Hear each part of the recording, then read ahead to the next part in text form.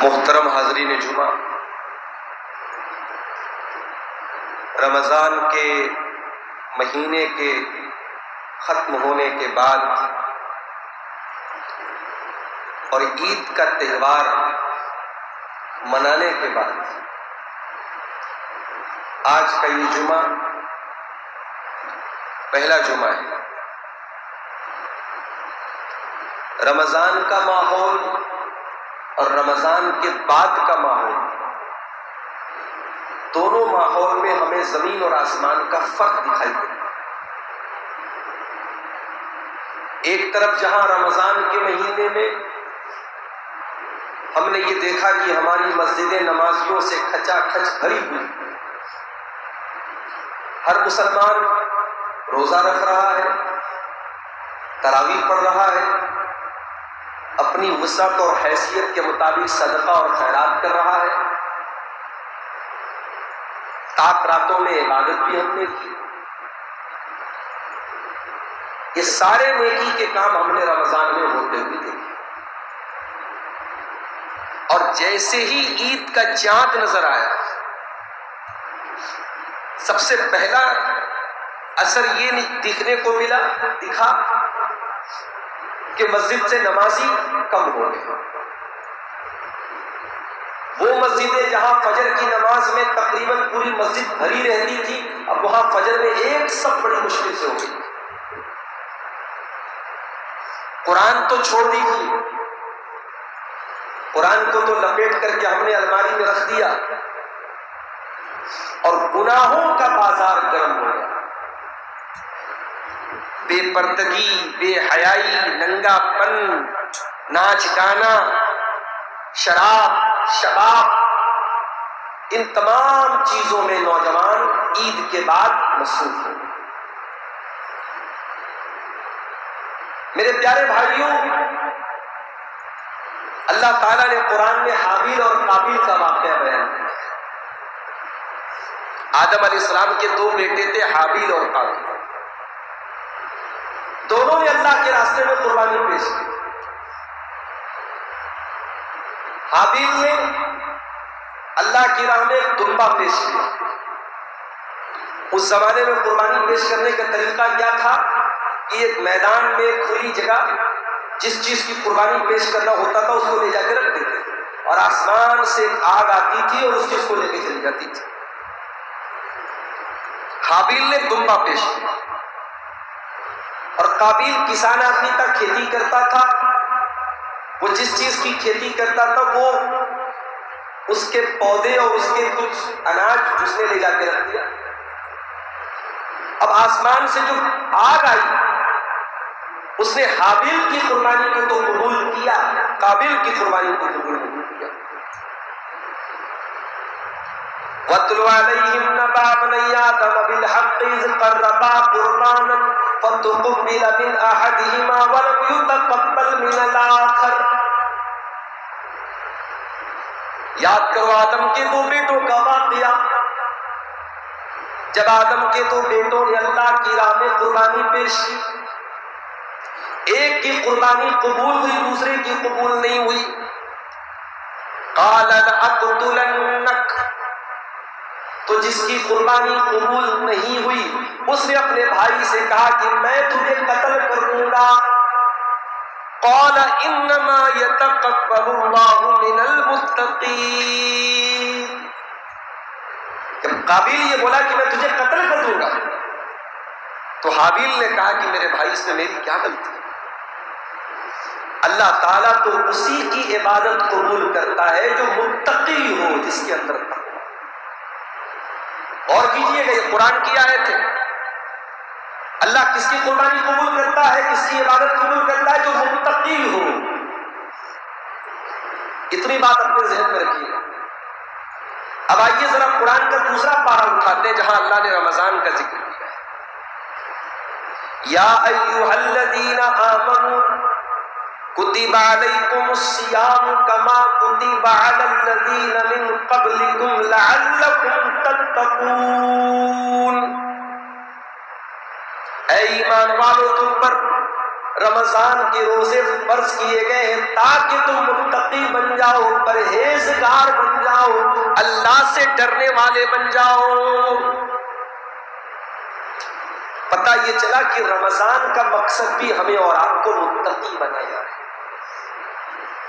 بھئی رمضان کیا کرتا ہے؟ حلال چیزوں کو چھڑا کر کے ہمیں حرام چھوڑنے کی پریکٹس کرواتا ہے۔ کھانا حلال ہے، پانی حلال ہے، بیوی حلال ہے،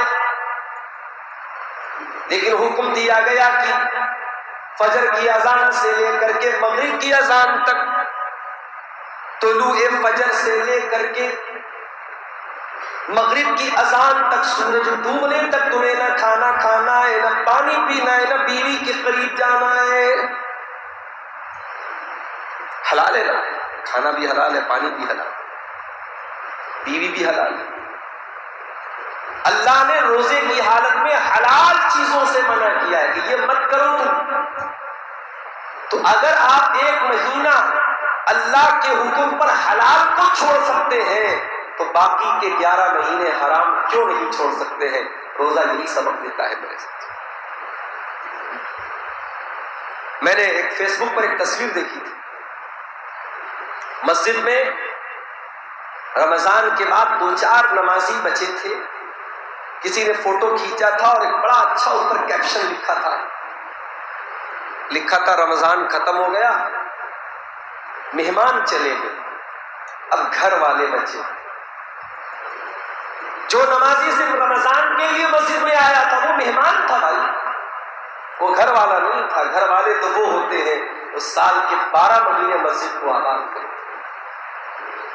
اے مسلمان، یہ تیری بدنصیبی ہے کہ تو اپنی زندگی کے مقصد کو نہیں پہچان پائے۔ تو ایک مہینے کے لیے اللہ کا بندہ بنا تو سال کے 12 مہینے کے لیے اللہ کا بندہ نہیں بنا۔ ارے اللہ کی آکسیجن تجھے کیا ایک مہینے ملتی ہے؟ نہیں، اللہ ایک ذرا سی آکسیجن روک دے، ہاسپٹل پریشان ہو جاتے ہیں۔ اتر پردیش کے گورکھپور میں آکسیجن کے سلنڈر کم پڑ گئے تو چھوٹے چھوٹے کتنے بچوں کا انتقال ہو گیا، سنا ہوگا آپ نے خبر میں نیوز۔ کووڈ کے دور میں، کورونا کے دور میں آکسیجن سلنڈر کتنے مہنگے مل رہے تھے، ذرا سی اللہ نے آکسیجن کم کر دی تو یہ حالت ہے۔ اللہ نے آکسیجن آپ کو ایک مہینے کے لیے تو نہیں دی، اللہ آپ کے دل کی دھڑکن کو ایک مہینے کے لیے تو نہیں چلا رہا ہے، اللہ کا سورج ایک مہینے کے لیے تو آپ کو روشنی نہیں دے رہا ہے، اللہ کا آسمان ایک مہینے کے لیے تو بارش نازل نہیں کر رہا ہے، زمین کی کھیتی ایک مہینے کے لیے تو نہیں پیدا ہو رہی ہے۔ اے مسلمان، تو ایک مہینے کے لیے کیوں اللہ کا بندہ بنا ہے؟ رمضان میں مسلمان بس، اور باقی 11 مہینے منمانی کرے گا، تو جو جی میں آئے گا وہ کرے گا۔ میں پرسوں جب بنارس سے چلا پاکوڑ اسٹیشن کے لیے ٹرین پر، ٹرین کے اندر بھی اور باہر اسٹیشنوں پر بھی مجھے بدتمیزی کرتے ہوئے، اچٹ پن کرتے ہوئے جو لوگ ملے اس میں زیادہ تر مسلمان نوجوان لڑکیوں لڑکے۔ یا صاحب عید منا رہے ہیں، نوجوان لڑکیاں بے پردہ گھوم رہی ہیں، نہ سر پہ دوپٹہ ہے، نہ نقاب ہے، چہرہ کھلا ہوا ہے، الٹے سیدھے کپڑے پہنے ہوئے ہیں، چہرے سے دیکھ کے پتہ لگ رہا ہے مسلمان لڑکی ہے۔ یہ ہم عید منا رہے ہیں، ایک مہینہ عبادت کر کے ہم یہ کام کر رہے ہیں۔ میرے پیارے ساتھی، اللہ کے واسطے میرے پیارے بھائیوں، نیکی کرنے کے بعد انسان ہمیشہ یہ بات یاد رکھے، نیکی کرنے کے بعد اگر انسان گناہ کرنے لگتا ہے، نافرمانی کرنے لگتا ہے، معصیت کے کام کرنے لگتا ہے، اس کا مطلب کہ آپ کی نیکی اللہ کا قبول نہیں ہے۔ نیکی کے قبول ہونے کی پہچان یہی ہے کہ آپ نیکی کریں اور نیکی کرنے کے بعد اور نیکی کرنے کا جذبہ آپ کے اندر پیدا ہو، آپ نیکی کریں اور نیکی کرنے کا اور شوق آپ کے اندر پیدا ہو۔ یہ دلیل ہے اس بات کی کہ ہاں اللہ نے آپ کی نیکی قبول کی۔ اللہ کے نیک بندے ہمیشہ ڈرتے رہتے ہیں پتہ نہیں ہماری نیکی اللہ کے قبول ہوئی کہ نہیں۔ قرآن کا 18واں پارہ اٹھا، اللہ فرماتا ہے ان الذين هم من خشية ربهم مشفقون والذين هم بآيات ربهم يؤمنون والذين هم بربهم لا يشركون والذين يؤتون ما آتوا وقلوبهم وجلة أنهم إلى ربهم راجعون أولئك يسارعون في الخيرات وهم لها سابقون۔ بڑے غور سے سنیے گا، جمعہ کا خطبہ ہے، اتنے اطمینان سے آپ جلسے اور پروگرام میں نہیں سن پائیں گے۔ قرآن کا 18واں پارہ ہے، سورہ مومنون کی آیت۔ کیا فرمایا اللہ نے؟ میرے وہ بندے جو مجھ سے ڈرتے رہتے ہیں، جو میری آیتوں پر ایمان رکھتے ہیں، جو میرے ساتھ شرک نہیں کرتے ہیں، والذین یؤتون ما آتوا، اور جو اللہ کی راہ میں صدقہ کرتے ہیں، خیرات کرتے ہیں، دان دیتے ہیں، ڈر ڈر کے دیتے ہیں، ان کو ڈر ہوتا ہے ان کو اپنے رب کے پاس لوٹ کر کے جانا ہے۔ حضرت عائشہ نے اللہ کے نبی سے پوچھا، اے اللہ کے نبی، یہ آیت کس کے بارے میں؟ کیا یہ شراب پینے والوں کے بارے میں؟ کیا یہ چوری کرنے والوں کے بارے میں؟ کیا یہ زنا کرنے والوں کس کے بارے میں ہے یہ آیت؟ آپ نے فرمایا لا یا بنت الصدیق، اے صدیق کی بیٹی، اے ابو بکر کی بیٹی، یہ آیت نمازیوں کے بارے میں ہے، یہ آیت روزہ رکھنے والوں کے بارے میں ہے، یہ آیت نیکی کرنے والوں کے بارے میں ہے۔ وہ نیکی کے کام بھی کرتے اور اللہ سے ڈرتے رہتے ہیں، پتہ نہیں اللہ ان کی نیکی کو قبول کرے گا کہ نہیں کرے گا۔ وہ ڈرے ہوئے رہتے ہیں، وہ سہمے ہوئے رہتے ہیں۔ اسی لیے آگے اللہ نے فرمایا اولئک یسارعون فی الخیرات، ایسے لوگ نیکی کے کاموں میں بڑھ چڑھ کر کے حصہ لیتے ہیں، وہم لہا سابقون، اور ہمیشہ نیکی میں آگے آگے رہتے ہیں۔ میرے پیارے ساتھیوں، رمضان ختم ہوا ہے، اسلام ختم نہیں ہوا ہے۔ رمضان نے ہمارے زندگی کو شیڈیولڈ بنا دیا، ہر چیز اپنے ٹائم پر۔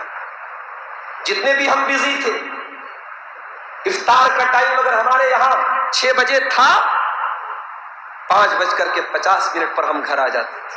آتے تھے کہ نہیں آتے تھے؟ بولو بھائی، جتنے بھی افطار کے ٹائم ہم گھر آ جاتے تھے، بچوں کے ساتھ افطار کرنا ہے، بیوی کے ساتھ افطار کر لیا، چائے وغیرہ پی لیے، تھوڑی دیر ٹہل کر کے گھر آئے، عشاء کی اذان ہونے لگی، چلو بھیا وضو کر کے مسجد پہنچتے ہیں، تراویح پڑھنا ہے، عشاء پڑھی، تراویح پڑھی، تراویح پڑھ کے گھر آئے، گھڑی میں دیکھا 11 بج رہے، چلو بھائی جلدی سے سو جاتے، صبح اٹھنا ہے، سحری کھانا ہے، سو گئے۔ رات میں سوتے سوتے موبائل میں لگے تھے، 12 بج گئے، مگر صبح 4 بجے موبائل کا الارم بجا، جلدی سے اٹھ گئے کہ صاحب ہم کو سحری کرنا ہے۔ رمضان ہمیں یہ سبق دیتا ہے کہ اے مسلمان، اگر تو چاہے تو اپنی زندگی کے اوقات کو ٹائم ٹیبل میں بانٹ سکتا ہے۔ اگر رمضان میں تو نے کاروبار بھی کیا، تو نے عبادت بھی کی، تو نے کھانا بھی کھایا، تو نے سحری بھی کھائی، تو نے افطاری بھی کی، تو نے تراویح بھی پڑھی، تو نے قرآن بھی پڑھا، یہ سارا کام اگر رمضان میں تو کر سکتا ہے تو رمضان کے بعد کیوں نہیں کر سکتا ہے؟ 24 گھنٹے تو رمضان میں بھی ہوتے ہیں اور 24 گھنٹے تو رمضان کے بعد ہوتے ہیں۔ اسی لیے کسی نے بڑا پیارا جملہ کہا تھا کہ اپنے موبائل پر آپ نے سحری میں اٹھنے کے لیے جو الارم لگایا ہے، اس الارم کو ختم مت کرو میرے بھائیوں، بس چینج کر دو۔ ابھی تک سحری کے لیے اٹھتے تھے، اب فجر کے لیے اٹھنا شروع کر دو۔ ارے ہم تو اتنے بدنصیب لوگ ہیں، جب ہم رات میں سوتے ہیں نا، اللہ کے نبی فرماتے ہیں کہ گدی جانتے ہیں؟ یہ جو ہمارے پیچھے سر کے پاس بیچ کا جو حصہ ہے اس کو گدی بولتے ہیں۔ اب پتہ نہیں آپ کے یہاں آپ کی انصاری زبان میں کیا بولتے ہیں یا بنگلہ میں کیا بولتے ہیں، میں نہیں جانتا، اردو میں اس کو گدی بولتے ہیں، بیچ کا جو حصہ ہے پیچھے، جہاں پہ جا کے ہمارا سر ختم ہوتا ہے۔ تو اللہ کے نبی فرماتے ہیں کہ جب رات میں بندہ سوتا ہے تو شیطان گدی پر 3 گرے لگاتا ہے، 3 گرے لگاتا ہے، اور 3 گرے لگانے کے بعد شیطان کیا کہتا ہے؟ علیک لیل طویل فرقد، ارے میرے بھائی بہت لمبی رات ہے، آرام سے تو سو جا، تجھے فجر میں اٹھنے کی ضرورت نہیں۔ 3 گرے لگاتا شیطان سب کے اوپر، عبدالغفار صاحب کے اوپر بھی لگاتا ہے، بڑے بڑے علماء، بڑے بڑے مولانا، سب کے گدی پر شیطان 3 گرے لگاتا ہے۔ نہ عالم بچا، نہ جاہل بچا، نہ میں بچا، نہ آپ بچے، کوئی نہیں بچا۔ شیطان 3 گرے لگاتا ہے۔ ہمیں لگتا ہے شیطان تو بڑا اسٹرانگ ہے، شیطان تو بڑا پاورفل ہے، شیطان تو بڑا طاقتور ہے۔ اللہ کے نبی فرماتے ہیں ایسا نہیں ہے۔ فَإِذَا اسْتَيْقَظَ وَذَكَرَ اللَّهَ، جب بندہ صبح اٹھتا ہے فجر کے ٹائم اور دعا پڑھ لیتا ہے الحمدللہ الذی احیانا بعد ما اماتنا وإلیہ النشور، جب یہ دعا آپ پڑھ لیتے ہیں سو کر کے اٹھنے کی دعا کہ اے اللہ تیرا شکر ہے کہ تو نے ہمیں موت کے بعد دوبارہ زندہ کر دیا، تیری ہی طرف ہمیں پلٹ کے جانا ہے۔ آپ نے سو کر کے اٹھ کر کے یہ دعا پڑھی، اللہ کے نبی فرماتے ہیں کہ شیطان جو 3 گرے لگاتا ہے اس میں سے 1 گرے کھل جاتی ہے۔ پھر جب بندہ وضو کرتا ہے تو دوسری گرے بھی کھل جاتی ہے، اور جب بندہ مسجد میں آ کر کے نماز پڑھتا ہے تو تیسری گرے بھی کھل جاتی ہے، اور انسان بالکل فریش ہو جاتا ہے، بالکل چاق و چوبند ہو جاتا ہے، بالکل چستی پھرتی اس کے اندر آ جاتی ہے۔ اور اگر انسان سویا پڑا رہ جاتا ہے اور فجر کا ٹائم چلا جاتا ہے، انسان جب لیٹ میں اٹھتا ہے شیطان تو اس کے دماغ پہ 3 گرے لگا چکا ہے، انسان دن بھر انتہائی خبیث بنا رہتا ہے، اس کے اندر سستی چھائی رہتی ہے، اس کا نفس مردہ ہو جاتا ہے۔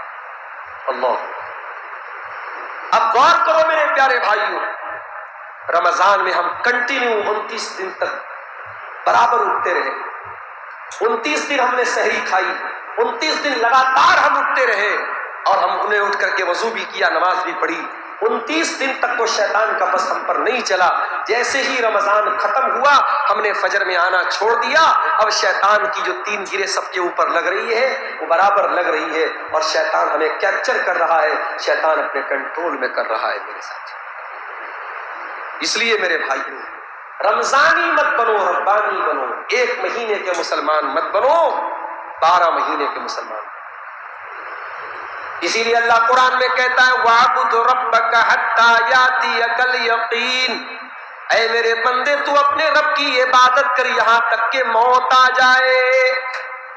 زندگی کی آخری سانس تک، جب تک تیرا دل دھڑک رہا ہے، جب تک تیری سانس چل رہی ہے، جب تک تو زمین پہ زندہ ہے، جب تک تیری ہوش و آواز باقی ہے، تب تک تجھے اللہ کی عبادت کرنا ہے۔ عبادت کی ویلیڈیٹی لائف ٹائم ہے، آخری سانس تک آپ کو عبادت کرنا ہے۔ ہمارے پیارے نبی کو دیکھ، جب تک آپ مسجد میں جانے کی طاقت رکھتے رہے آپ مسجد میں جا کر کے نماز پڑھتے رہے۔ آخری نماز آپ نے مغرب کی پڑھائی، جمعرات کا دن تھا، مغرب کی نماز آپ نے پڑھائی تھی۔ عشاء کی نماز کا ٹائم آیا، حضرت بلال آئے، اے اللہ کے نبی اذان ہو چکی ہے، نماز کا ٹائم ہو چکا ہے، لوگ آپ کا انتظار کر رہے ہیں، آپ بیمار ہیں، آپ نے پانی منگایا، غسل کیا، کھڑے ہونے کی کوشش کی، چکر کھا کر کے گر پڑے، ہوش آیا، سوال پوچھا اصل الناس، کیا لوگوں نے نماز پڑھ لی؟ نہیں ہے اللہ کے نبی، لوگ آپ کا انتظار کر رہے ہیں۔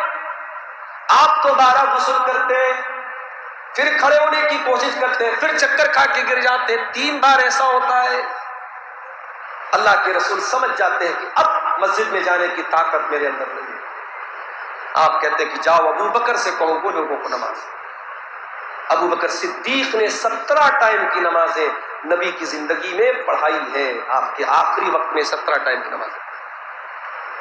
اسلام تو وہ دین ہے میرے پیارے سے، جب تک بدن میں جان ہے آپ کو مسجد میں آ کر کے نماز پڑھنا ہے، گھر میں بھی نہیں پڑھنا ہے۔ اور ہم نے اور آپ نے مسجدوں کے دروازے اپنے اوپر بند کر لیے رمضان کے بعد۔ یہ بہت گھاٹے کا سودا ہے میرے پیارے ساتھ۔ اگر چاہتے ہو کہ اللہ کے یہاں ہماری نیکی قبول ہو جائے، ہمارا روزہ قبول ہو جائے، ہماری تراویح قبول ہو جائے، تو اللہ کے واسطے ٹھیک ہے اب تراویح نہیں پڑھ سکتے، تہجد تو پڑھ سکتے ہو۔ بھئی رمضان میں جماعت کے ساتھ ہو رہی تھی تراویح، اب وہ ماحول تو نہیں ملے گا، کسی دن رات میں اٹھ کر کے تہجد پڑھ دو۔ تہجد نہیں پڑھتے ہو چلو کوئی بات نہیں، تہجد فرض نہیں ہے، 5 ٹائم کی نماز تو فرض ہے نا۔ ان الصلاۃ کانت علی المؤمنین کتابا موقوتا، بے شک نماز اپنے ٹائم کے اوپر ہر مسلمان پر فرض ہے۔ اللہ کیا یہ بہانہ نہیں کر پاؤ گے؟ اللہ تعالیٰ عید کا تہوار آ گیا تھا، میں گھومنے چلا گیا تھا، گھومنے گئے وہاں بھی نماز پڑھنا ہے۔ آپ اگر آج کا دور ہے اسٹیشن پر ریلوے ٹرین میں نماز پڑھنا مشکل ہے تو ٹھیک ہے کوئی بات نہیں، گھر آ کے پڑھ دو آپ۔ حالانکہ ٹرین پر بھی آپ جس پوزیشن میں پڑھ سکتے ہو پڑھ لیجئے، کوئی حرج کی بات نہیں، لیکن جہاں ماحول مناسب نہ ہو اور فتنہ کا ڈر ہو کہ میں نماز پڑھوں گا تو مسئلہ پیدا ہو سکتا ہے، ٹھیک ہے آپ مت پڑھیے، گھر آ کے پڑھیے، مگر نماز معاف نہیں ہے میرے پیارے سے۔ اور فرائض کے ساتھ ساتھ نوافل بھی پڑھیے، یہ نہیں کہ ظہر میں آئے 4 رکعت پڑھ کے چل دیے، جمعہ میں آئے جمعہ کی 2 رکعت پڑھی نکل گئے مسجد سے، نہیں، نوافل بھی پڑھیے۔ اللہ کے نبی کی حدیث ہے جمعہ کے دن جو جتنا پہلے آتا ہے اس کو اتنا ثواب ملتا ہے، جو سب سے پہلے نمبر پہ آتا ہے اس کو اللہ کی راہ میں اونٹ قربان کرنے کا ثواب ملتا ہے، جو دوسرے نمبر پہ آتا ہے اس کو اللہ کی راہ میں گائے قربان کرنے کا ثواب ملتا ہے، جو تیسرے نمبر پہ آتا ہے اس کو اللہ کی راہ میں دمبا قربان کرنے کا ثواب ملتا ہے، جو چوتھے نمبر پہ آتا ہے اس کو اللہ کی راہ میں مرغی قربان کرنے کا ثواب ملتا ہے، جو 5ویں نمبر پہ آتا ہے اس کو اللہ کی راہ میں انڈا دینے کا ثواب ملتا ہے۔ اور جب امام خطبہ دینے کے لیے آتا ہے تو فرشتے ثواب لکھنا بند کر دیتے ہیں، رجسٹر بند کر دیتے ہیں، اور فرشتے بھی امام کا خطبہ سنتے ہیں۔ ہم لوگ کتنے بد نصیب لوگ ہیں، 12:15 بجے خطبہ اگر شروع ہو رہا ہے تو ہم مسجد میں انٹری کب کرتے ہیں؟ 12:20 پہ، 12:25 پہ، 12:30 بجے۔ ہمیں آدھا گھنٹے کا جمعہ کا خطبہ سننا بھی ہمیں گوارا نہیں ہے، یہ ہماری حالت ہے میرے پیارے سے۔ کم سے کم جمعہ کے دن 15 منٹ پہلے آ جاؤ مسجد، اور جمعہ کی نماز پڑھ کے ایسے مت بھاگو جیسے کوئی تمہیں کاٹ رہا ہے، آرام سے بیٹھو۔ نماز کے بعد کیا اذکار پڑھو، اللہ اکبر، استغفر اللہ استغفر اللہ استغفر اللہ، اللہم انت السلام ومنک السلام، اللہم اعنی علی ذکرک، اللہم لا مانع لما اعطیت، تمام دعائیں پڑھو۔ اس کے بعد انگلی پر 33 بار سبحان اللہ، 33 بار الحمدللہ، 34 بار اللہ اکبر پڑھ لو، آیت الکرسی پڑھ لو، قل اعوذ برب الفلق پڑھ لو، قل اعوذ برب الناس پڑھ لو۔ یہ سب پڑھنے کے بعد اب نبی کا طریقہ کیا تھا کہ آپ جمعہ کے بعد 2 رکعت نماز مسجد میں پڑھتے تھے اور 2 رکعت گھر جا کے پڑھتے تھے۔ اب ہم لوگ تو بھیا گھر جا کے کہاں کون پڑھتا ہے، گھر جا کے تو پہلے بریانی کھاتے ہم لوگ، کون نماز جا کے پڑھتا ہے۔ تو عبداللہ ابن عمر رضی اللہ تعالیٰ عنہ کیا کرتے تھے کہ گھر میں وہ نہ پڑھ کر کے 4 رکعت مسجد میں پڑھتے تھے، کہ نبی کی سنت 4 رکعت ہے جمعہ کے بعد، تو میں مسجد میں ہی 4 رکعت پڑھ لیتا۔ تو اس طریقے سے جو نوافل ہیں ان کا بھی اہتمام کیجیے۔ جب بندہ فرائض کی پابندی کرے گا، نوافل کی پابندی کرے گا، تو اللہ تعالیٰ کہتا ہے حدیث قدسی میں کہ میں اپنے بندے سے محبت کرنے لگتا ہوں، اور جب میں اپنے بندے سے محبت کرنے لگتا ہوں تو میں بندے کا کان بن جاتا ہوں جس سے وہ سنتا ہے، میں بندے کی آنکھ بن جاتا ہوں جس سے وہ دیکھتا ہے، میں بندے کا ہاتھ بن جاتا ہوں جس سے وہ پکڑتا ہے، میں بندے کا پیر بن جاتا ہوں جس سے وہ چلتا ہے۔ کیا مطلب؟ آنکھ بن جاتا ہوں، کان بن جاتا ہوں، ہاتھ بن جاتا ہوں، پیر بن جاتا ہوں۔ مطلب یہ ہوا کہ جب آپ فرائض کی پابندی کریں گے، نوافل کا اہتمام کریں گے، تو اللہ تعالیٰ آپ کے کان کی حفاظت کرے گا، آپ کی آنکھوں کی حفاظت کرے گا، آپ کے ہاتھ کی حفاظت کرے گا، آپ کے پیر کی حفاظت کرے گا۔ تو میرے بھائیوں، رمضان کے بعد کی زندگی کو بھی بہترین بناؤ۔ اس عورت کی طرح مت ہو جاؤ۔ عرب میں ایک عورت رہتی تھی، وہ دھاگا تیار کرتی تھی، سوت بناتی تھی چرخے کے اوپر، اور جب سوت بن جاتا تھا ڈھیر سارا، اس کو پکڑ کے کاٹ دیتی تھی۔ پہلے محنت سے تیار کرتی تھی، اور جب تیار ہو جاتا تھا کاٹ کے برباد کر دیتی۔ قرآن کہتا ہے وَلَا تَكُونُوا كَالَّتِي نَقَضَتْ غَزْلَهَا مِن بَعْدِ قُوَّةٍ أَنْكَاثًا، اس عورت کی طرح نہ ہو جانا جو بڑی محنت سے سوت تیار کرتی ہے پھر اس کے ٹکڑے ٹکڑے کر ڈالتی، اس عورت کی طرح نہ ہو جانا۔ اپنی نیکیوں کو نشٹ نہ کرنا، اپنی نیکیوں کو ڈسٹرائے نہ کرنا، اپنی نیکیوں کو برباد نہ کرنا۔ میرے نوجوان ساتھیوں، رمضان میں تراویح کی نماز آپ کے اوپر اگر بھاری گزر رہی تھی، 40 منٹ کی 1 گھنٹے کی تراویح کی نماز اگر بھاری گزر رہی تھی، 3 گھنٹے کی سلمان خان کی فلم دیکھنے کے لیے آپ کے پاس اسٹیمنا کہاں سے آیا، طاقت کہاں سے آئی؟ اگر رمضان میں اللہ کے لیے 1 گھنٹہ کھڑا ہونا آپ کے لیے مشکل تھا تو فلم سنیما ہال کے باہر فلم کی ٹکٹ کے لیے آج مسلمان کیوں لائن لگ رہا ہے؟ اس کا مطلب کہ ایمان بہت کمزور ہو چکا ہے، اور یہی وجہ ہے کہ آج طرح طرح کے مدعے لائے جا رہے ہیں ہمیں ذلیل کرنے کے لیے، ہمیں پریشان کرنے کے لیے۔ ابھی ایک لیٹسٹ مدعا چل رہا ہے ہمارے دیش میں، وقف بل کا مدعا۔